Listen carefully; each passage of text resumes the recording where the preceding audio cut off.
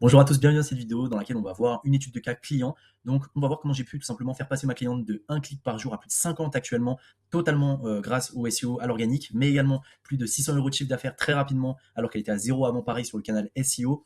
Et enfin, peut-être le plus important, peut-être ce qui vous intéresse le plus finalement, elle apparaît justement parmi les sources citées par les IA sur son périmètre, sur sa thématique autour de ses produits. Donc l'idée de cette vidéo, c'est tout simplement vous montrer un petit peu comment j'ai pu mettre en place tout ça. Vous voyez qu'il y a une dizaine de slides. Et puis l'idée, ça va être de vous montrer vraiment point par point ce que j'ai mis en place. Et puis comment vous allez pouvoir le mettre en place également de votre côté si vous avez un site e-commerce, si vous avez un site de blog, un site d'entreprise, etc. Attention, disclaimer, je préfère le dire, ce qui a été appliqué dans cette thématique n'est pas applicable forcément à toutes les thématiques d'un point de vue SEO. Et ce qui a été mis en place aussi, je ne le recommande pas à quelque industrie qui soit en réalité, parce que c'est des choses qui sont de plus en plus spammées et je pense que ça va pas durer dans le temps, mais en tout cas si vous voulez faire de l'argent rapidement, en tout cas avec le canal SEO, ça peut être un très bon moyen. Donc on va rentrer tout ça dans le détail tout de suite dans la vidéo. Tout d'abord, je voulais vous montrer la courbe Google Search Console pour vous montrer que c'est vraiment pas du mytho. Nous on a commencé à travailler avec la cliente, du coup on va dire début novembre, on va dire voilà, mi-novembre. On a commencé à faire des articles de blog, etc. Et donc là vous voyez que ça a commencé à prendre très très rapidement jusqu'à arriver à une cinquantaine de clics, soixantaine de clics par jour. Là on voit qu'on a une petite baisse, mais ça va remonter. Il y a eu une petite baisse d'activité de notre côté d'un point de vue de production d'articles de blog, mais ça va revenir. Et donc l'idée, ce qui est très intéressant, c'est de voir également que les positions moyennes, donc je rappelle un petit peu les différents onglets, mais dans tous les cas, vous avez ma vidéo sur la Google Search Console pour vraiment tout comprendre qui s'affiche justement, vous pouvez aller voir la vidéo. Mais en gros, là, vous avez les clics, le nombre d'impressions, le CTR moyen, donc la moyenne entre le nombre de clics et l'impression, et la position moyenne, c'est tout simplement à quelle place vous apparaissez dans les moteurs de recherche. Et donc, on peut très bien voir que, ici, on est à une place à peu près 33, et donc là, actuellement, on est 8e à peu près. Si je regarde sur les 3 derniers mois, on est 8e. Donc, il y a eu un gain de position énorme dessus, et ça s'est fait notamment par pas mal de stratégies que je vais vous présenter. J'essaye d'anonymiser un maximum le client. Je pense que si vous faites vos recherches, vous allez pouvoir le trouver parce qu'effectivement, il y a des mots-clés sur lesquels elle apparaît que je vais vous présenter qui sont très intéressants. Je pense que vous pourrez aller voir, hein, vu qu'elle est première, c'est ça l'avantage, c'est qu'encore une fois, si vous voulez vérifier ce que je dis, vous avez juste à faire des recherches Google. Il n'y a aucun mytho de ma part. Et donc, on va pouvoir commencer justement en regardant un petit peu qui était cette cliente, qu'est-ce qu'elle voulait, comment elle voulait faire la chose, etc. Donc en fait, le contexte, tout simplement, c'est que c'est une marque e-commerce qui est nichée dans quelque chose de très particulier, qui s'adresse aux femmes et aux hommes, mais plus aux femmes, de peau mate, donc noire, métissée, avec une composante particulière, c'est qu'elle s'inspire des soins coréens pour les personnes de peau mate, noire, métisse. Et donc, c'est une Française qui fait ça, et donc c'est une niche qui est très particulière, c'est les soins coréens pour les peaux noires, et donc l'idée, c'était vraiment de se positionner sur ce canal-là, où effectivement, elle est quasiment toute seule à être dessus, et essayer de faire la différence là-dessus sur ce levier-là. Donc, les objectifs initiaux pour elle, c'était tout simplement de faire ses premières ventes via le canal SEO, donc via l'organique, via les recherches organiques, développer et mettre à jour la partie blog, parce qu'elle avait déjà été accompagnée par une agence. Moi, l'idée, c'était vraiment de remettre à jour les articles de blog qui avaient pu être faits et en développer des nouveaux, et bien sûr, in fine, dans cette stratégie-là, développer l'image de marque d'un point de vue plus global sur Google. Donc, si on rentre un peu plus dans la stratégie, qu'est-ce qui a été mis en place justement dès le début dans l'accompagnement? Il y a eu un énorme travail sur la technique du site, parce que le thème Shopify qui a été choisi, c'était un thème gratuit, et le problème, c'est qu'il y avait beaucoup trop de limitations d'un point de vue SEO. On pouvait pas mettre des FAQ dans le contenu avec le schéma FAQ associé. On n'avait pas possibilité de mettre du canonique, donc des URL canoniques dessus. Il n'y avait pas de pagination pour le blog. Il y avait beaucoup de choses à revoir, et donc là, je me suis amusé bien comme il faut à aller modifier tout ça. Donc ça, déjà, c'était une grosse partie. Et après, ce qu'on a fait vraiment pour démarrer, c'est déjà ça, donc ça nous a pris pas mal de temps. Et après, mettre à jour les articles de blog. Donc on avait pas mal d'articles de blog. Comme je le dis ici, on a commencé en novembre 2025, il y avait des articles qui dataient de août 2024. Donc vous vous dites bien que ça fait plus d'un an du coup que les articles n'ont pas été mis à jour. Et du coup, c'était vraiment ça l'objectif, c'était de remettre à jour les contenus, mettre une fraîcheur de contenu beaucoup plus neuve. Et du coup, j'explique un petit peu tout ce qui a été mis en place sur la partie blog, et ça va être intéressant pour moi de vous montrer juste après. Donc la correction technique, mise en place d'une pagination. Donc la pagination, qu'est-ce que c'est? C'est tout simplement, vous avez des articles de blog qui sont sur plusieurs pages, donc vous allez avoir par exemple ici 6 articles de blog sur une seule page, et après en bas, vous avez la possibilité de cliquer sur 1, 2, 3, 4, en fait, les articles sont rangés comme ça. Découpage en deux d'un article partie gauche et produit mis en avant à droite, ça je vais vous expliquer, je vais vous montrer juste après. Implémentation des FAQ avec le schéma.org, écriture des contenus, maillage interne hyper sous-estimé, et ça a fait vraiment la différence par contre sur ce client-là. Enfin, dans toute stratégie SEO, ça fait la différence, mais c'est vraiment important que vous compreniez, et je vais vous montrer juste après. Et une stratégie de mots-clés spécifiques, donc problème de peau, maladie, soins, etc. Donc à quoi ça ressemble dans le détail? Alors j'ai flouté pas mal de choses, le site, l'auteur, etc. Donc évidemment c'est ma cliente en question qui est autrice de ces articles, même si c'est nous qui les avions écrits auparavant. Mais du coup, tout simplement pour vous montrer, en fait, vous voyez qu'avant il n'y avait pas du tout de pagination. Donc en gros, vous aviez 5, 6, peut-être une dizaine d'articles en gros qui étaient affichés, et le reste n'était absolument pas affiché. Donc en gros, les anciens articles n'étaient pas du tout mis en avant sur le site internet, et du coup ça c'est un gros problème, parce que c'est des articles, ça se trouve, qui avaient un potentiel énorme, et ils en avaient un, et le problème c'est qu'ils étaient plus accessibles sur le site. Donc il n'y avait vraiment aucun intérêt. Donc on a vraiment remis tout ça à jour. Donc déjà un conseil que je peux vous donner, c'est vraiment prenez le temps, parce que c'est pas la première fois que je le vois, de choisir un thème Shopify surtout, avec des fonctionnalités SEO suffisantes. Faites-vous accompagner par quelqu'un, faites-vous accompagner par un consultant SEO, un webmaster, mais ça va vous coûter beaucoup moins cher de prendre un thème qui est bien optimisé SEO dès le début plutôt que de prendre quelqu'un en accompagnement qui va devoir faire des correctifs techniques derrière. Parce que là, en l'occurrence, à la cliente, ça lui a coûté beaucoup plus cher de passer par moi en faisant ces corrections-là que si elle avait pris un thème directement Shopify à 200-300 $.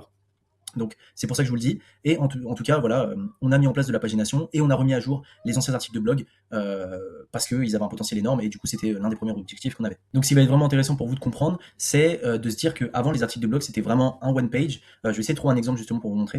Donc en fait, à la base, les articles de blog ressemblaient à ça, il n'y avait même pas de fil d'Ariane, ça d'ailleurs c'est quelque chose qu'on a rajouté aussi, mais du coup avec du code, à intégrer au sein du back-office Shopify, directement dans le code, dans Liquid et tout, c'était super galère. Donc vraiment, je vous le dis encore une fois, prenez un thème Shopify où il y a vraiment des fonctionnalités SEO de base, parce que c'est vraiment la base des bases. Hein. Et donc voilà, sinon d'un point de vue UX, UI, un article de blog, ça ressemblait à ça, comme sur 95% des thèmes Shopify actuellement, vous avez une image, un titre, l'auteur ici avec la date, et en gros après vous pouvez dérouler et vous avez tout simplement le texte qui apparaît. Donc voici à quoi ressemblait un article de blog de base. Donc là vous voyez on a le fil d'Ariane, alors ça c'est même nous qui l'avons rajouté en back-office Shopify, en Liquid, etc. Donc encore une fois, si vous devez avoir un choix à faire, c'est vraiment privilégier un thème Shopify avec du SEO déjà intégré, des fonctionnalités de base comme le fil d'Ariane, du FAQ, de la pagination, enfin voilà. Mais prenez le temps vraiment de faire ça. Donc un article de blog, il ressemblait à ça, comme 95% des articles de blog, je pense, sur Shopify actuellement. Un titre, une image et le texte qui est là, avec des images, etc., où on parle un petit peu des produits. Le truc, c'est que moi, je trouvais pas ça sexy du tout. Et du coup, j'ai proposé une amélioration. Alors là, encore une fois, on part un peu de l'aspect SEO, mais ça intègre déjà le SEO, ça intègre l'expérience utilisateur. Et l'expérience utilisateur, elle peut être améliorée grâce à du design. Et du coup, c'est vrai que là, on a été un peu plus loin dans notre accompagnement. On a optimisé les articles de blog. Et donc, je vous montre justement à quoi ça ressemble. Et donc voilà ce qu'on a proposé à notre cliente, à savoir l'article de blog sur la gauche, donc ici comme ça, avec des produits qui s'affichent sur la droite et un bouton d'ajouter au panier beaucoup plus rapide. Là, il n'y a qu'un seul produit qui est disponible. Normalement, on pouvait en ajouter 2 ou 3 maximum. Là, simplement, il ne reste plus qu'un parce que c'est le dernier produit qui est disponible sur son site. Et ça, c'est grâce à la stratégie SEO, puisqu'on a réussi à écouler quand même pas mal de produits. Mais donc voilà. Et en gros, qu'est-ce que ça change par rapport à l'autre article que je vous ai montré avant? Il y a plusieurs choses qu'on a implémentées. Premièrement, c'est de vue splitter justement en deux, à gauche le contenu, à droite les produits. Un ajout au panier beaucoup plus facile, une vue produit beaucoup plus facile et une redirection vers les produits aussi beaucoup plus facilement. Donc ça permet au client de se projeter en même temps qu'il lit, il y a le produit qui le suit. L'achat au panier est beaucoup plus simple. Encore une fois, on parle bien là d'une vue ordinateur. Sur mobile, c'est différent. Vous avez le contenu en haut qui défile et après en bas, vous avez les produits. Mais sur la vue ordinateur, c'est quand même intéressant de l'avoir. Ici, hyper important d'avoir ça. Un petit résumé en début d'article de blog. Pourquoi? L'IA est de plus en plus feignante, les lecteurs sont de plus en plus feignants. Si vous donnez l'information dès le début, dès le début d'un article de blog, eh ben, vous avez beaucoup plus de chances déjà qu'il soit repris par les IA, qu'il soit repris par Google, parce que vous donnez des informations essentielles dès le début. Et même d'un point de vue encore expérience utilisateur, parfois les gens n'ont pas du tout envie de lire tout ça, ils préfèrent avoir un texte récapitulatif ici, et ça leur permet d'aller plus vite. Mais encore une fois, si vous voulez augmenter votre chance d'être repris par les IA, ça c'est un excellent moyen de le faire. Ajoutez 3-4 bullet points au début de votre article, en résumant les points que ça va couvrir, et ça peut vous aider à apparaître dans les recherches IA. Autre chose, les tableaux comme ça récapitulatifs ou les tableaux un petit peu diagnostiques comme vous voyez là, ça paraît hyper pertinent d'un point de vue utilisateur qui vont lire le contenu, c'est beaucoup plus aéré, beaucoup plus lisible et c'est aussi beaucoup mieux repris par les IA. Je sais pas s'il y a un exemple ici, mais également ce qu'on a fait, c'est de faire des petites phrases, des petites définitions de, alors là, qu'est-ce qu'une cerne? Il n'y a pas beaucoup d'intérêt, mais sur d'autres thématiques, on pouvait expliquer par exemple pourquoi la peau noire était plus riche en mélanine et du coup plus exposée à l'hyperpigmentation ou à la sensibilité de la peau. Et donc généralement vous aviez des petites définitions qui expliquaient tout ça. Et ça aussi encore une fois c'était beaucoup repris par Google notamment. Je vais essayer de vous trouver un exemple, j'en ai vu un il y a pas longtemps.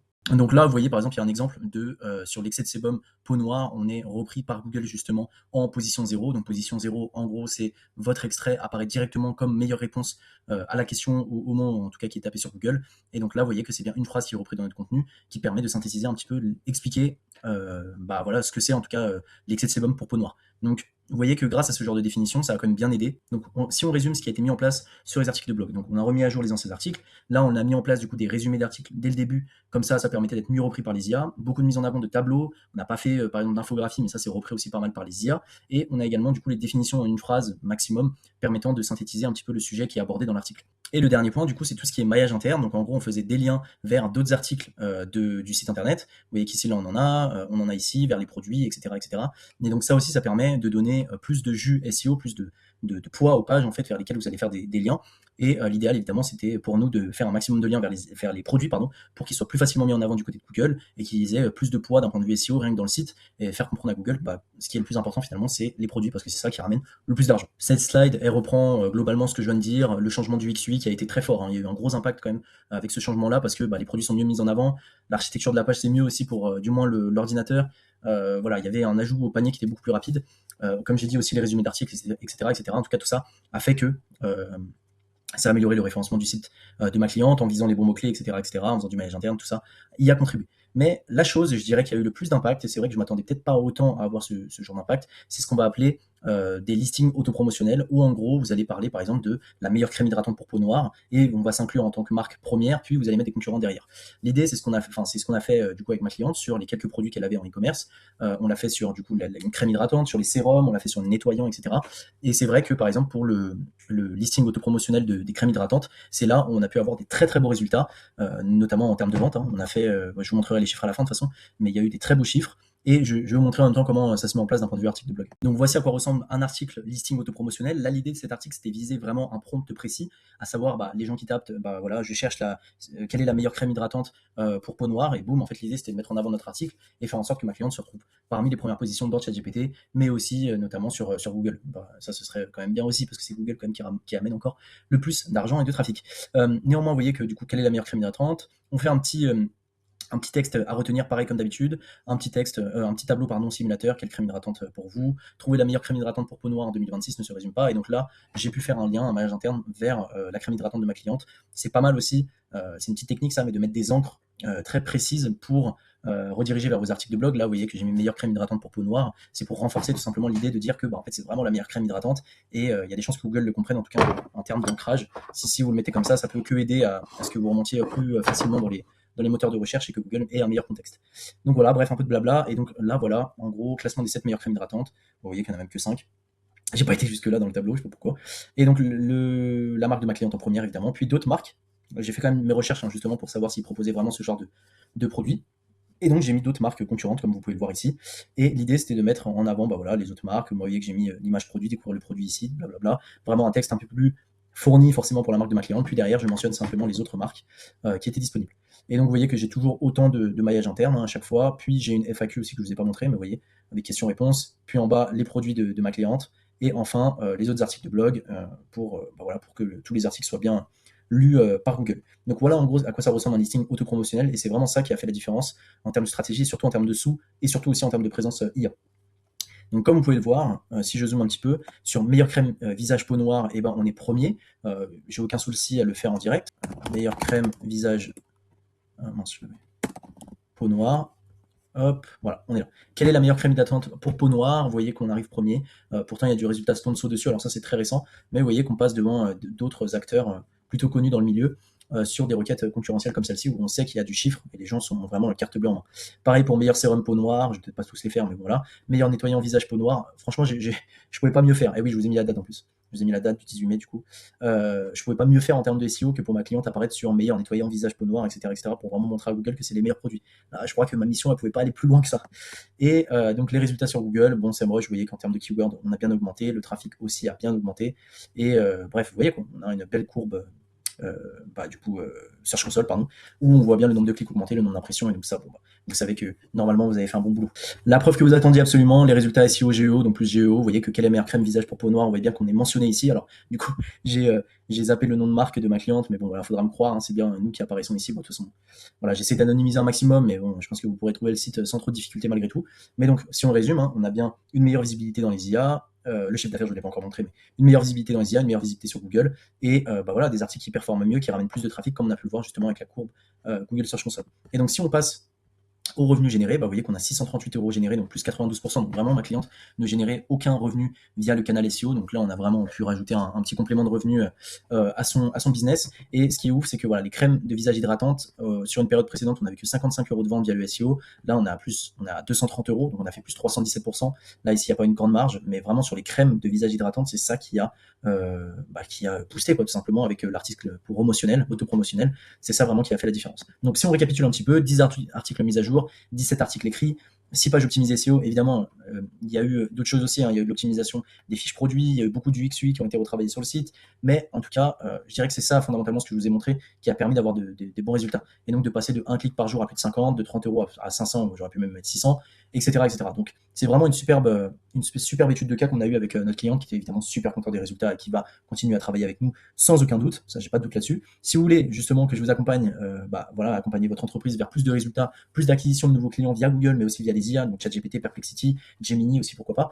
L'idée, c'est que voilà, vous pouvez prendre rendez-vous directement sur mon site internet qui sera dans la description. Vous aurez le lien dans ma description. Si vous avez aimé la vidéo, encore une fois, n'hésitez pas à vous abonner, à mettre un like. Du coup, ça m'aide pour le référencement aussi. Et puis, je vous dis à très vite pour d'autres vidéos.